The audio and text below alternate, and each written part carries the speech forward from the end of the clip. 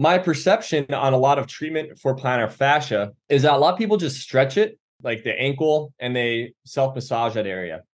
That is actually fine, and I do those treatments. But what I think is missing for a lot of people is increasing the load capacity to the tissue. Remember what we said that the plantar fascia is weakened? It might have been overstrained, and it didn't quite heal the way you want it. So it's load intolerant. It can't accept the loads you place upon it. So it's a load issue. And how do we treat load issues? Is we have to increase its load capacity. And how do we do that? We strengthen it. The picture on the right is simply a heel raise. But the caveat is you see the toes are bent up or supported on, like, you can roll towel or whatever you may have to increase the tension on the plantar fascia. So I have every plantar fascia patient do some soft tissue, stretching, but most importantly is increase the strain on the plantar fascia for it to adapt. I have them work out into slight discomfort where they feel tension on the plantar fascia, usually 3 to 4 days a week.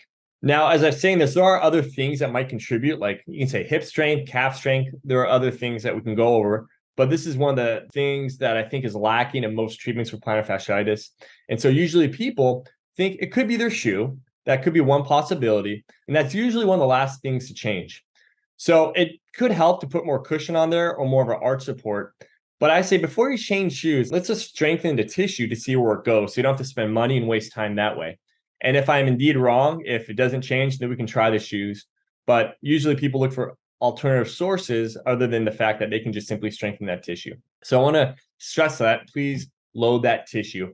And I usually do it, this is on the ground, I usually do it on a step. But load into pain is okay. Depending on the condition, if it's very high inflammatory itis, you don't want to load into pain. But for this more chronic kind of condition or stubborn condition, loading into pain is okay. Usually I say about less than 3 out of 10, and I don't want a lot of pain the next day or the next morning. So you're stimulating that tissue just enough, but you're not underloading it where it's not changing the tissue loading capacity. And if it gets easier, you add weight.